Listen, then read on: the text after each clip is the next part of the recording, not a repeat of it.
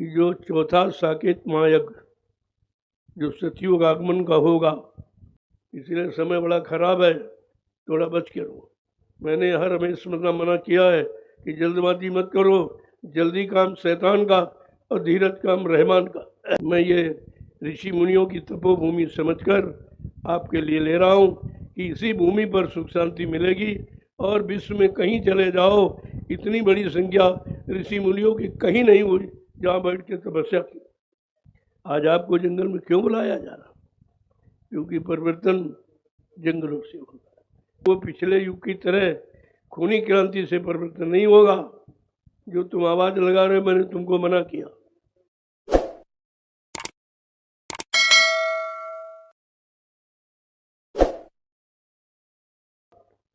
कि जो चौथा साकेत महायज्ञ जो सतयुग आगमन का होगा, उसके लिए कहा वो बियाबान जंगल में होगा।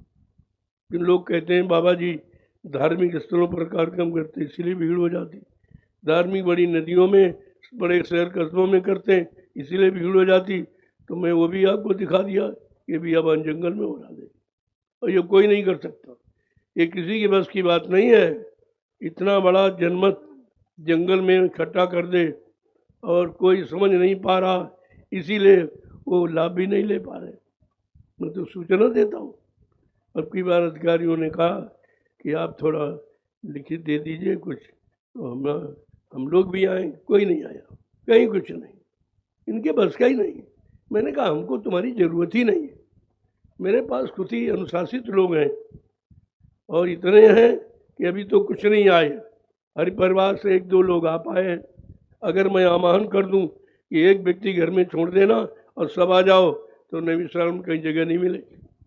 आज अभी नहीं जगह है, लेकिन इतनी जगह आप लोगों ने अपनी गाड़ी कमाई से खरीद ली है, अपने बैठने की रहने की, तो कोई दिक्कत नहीं। ये आपका काम है, मेरा नहीं है। मैंने तो केवल देखभाल की है, सुरक्षा की है, बाकी वही मेहनत आपकी है। शारीरिक मेहनत आपने की है और आर्थिक मेहनत आपने की है, ये सब व्यवस्था आपकी है, इसलिए आपके लिए बना दिया गया। मैंने अपने लिए तो कोई व्यवस्था बनाई नहीं, क्योंकि मेरा इसमें कुछ है नहीं। इसलिए मैं झोपड़ी में रहता हूँ और झोपड़ी में रहूँगा। ये मेरा अंतिम यानी वादा है। ये महलों में रहने का वक्त नहीं है। हमारे प्रेमी झोपड़ियों में रहें और हम महलों में सोते। ये कौन सी है, ये कौन सी हमदर्दी है? ये काम नहीं। अब तो मीडिया पत्रकार कहने लगा कि हिंदुस्तान में एक महात्मा है जो झोपड़ी में रहते हैं, बाकी सब एसी में, सब भौतिकता में फंस गए। इसलिए अध्यात्म उनसे बहुत दूर चला गया। अब बगैर अध्यात्म के परिवर्तन होगा नहीं, इस बात को हमेशा ध्यान रखिए। अब वो पिछले युग की तरह खूनी क्रांति से परिवर्तन नहीं होगा। जो तुम आवाज़ लगा रहे हो, मैंने तुमको मना किया, ये आवाज़ बंद कर दीजिए। ये समय वो नहीं है। वो समय की आवाज़ सत्य होती है, लेकिन वो अपने समय की सत्य हो। आज कलयुग की नहीं है। अब समय कुछ और कह रहा, समय का परिवर्तन कुछ और कह रहा, लेकिन बात एक ही है। शब्दों में तो इधर उधर हो सकता है, लेकिन मकसद उसका एक ही है। जैसे पहले क्रांतिकारियों ने कहा भाई तुम मुझे खून दो, मैं तुम्हें आज़ादी दूंगा। खून देने का मतलब खून थोड़ी निकाला जाएगा, आत्मसमर्पण होता है। खून का मतलब आत्मसमर्पण भाव से मैं तुम्हारे साथ हूँ। आज भी आपसे कहा जाए अरे भाई तुम सहयोग करो, मैं तुम्हें व्यवस्था दूंगा, बात तो वही है। लेकिन तुम अलग अलग ये लिए घूम रहे, कुछ नहीं कर पाओगे, हमारे पीछे जाओगे अलग से। इसलिए समय बड़ा खराब है, थोड़ा बच के रहो। मैंने हर हमेशा मना किया है कि जल्दबाजी मत करो, जल्दी काम शैतान का और धीरज काम रहमान का। अगर जल्दी करते तो भगवान राम परिवर्तन नहीं कर पाए।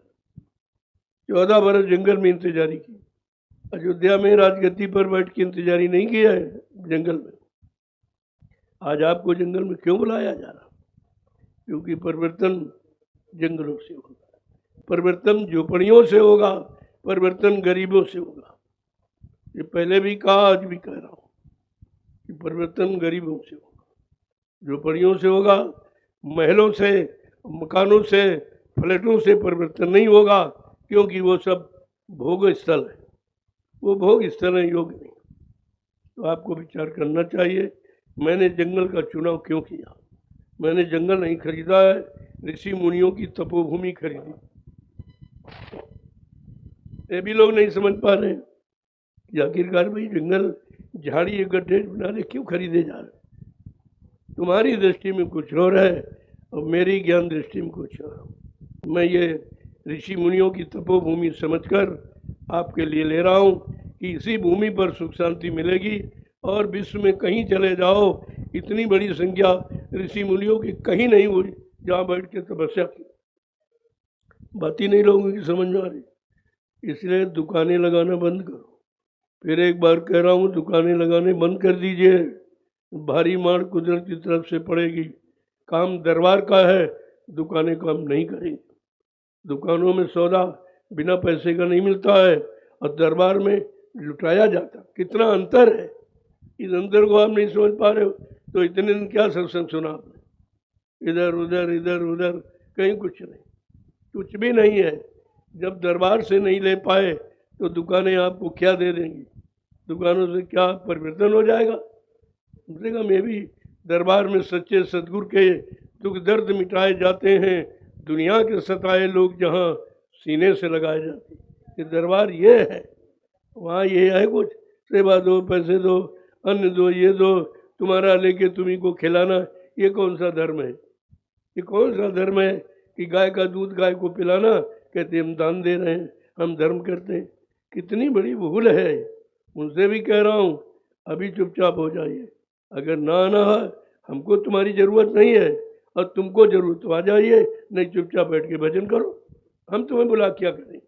हमें कोई रुपया पैसा दान दक्षिणा 2-3 अंगूठी तो लेना नहीं आपसे, कोई स्वार्थ तो हल करना नहीं, कोई चंदा नोट बोट महंगाई तो लेनी नहीं। तो हमको इसकी ज़रूरत नहीं है।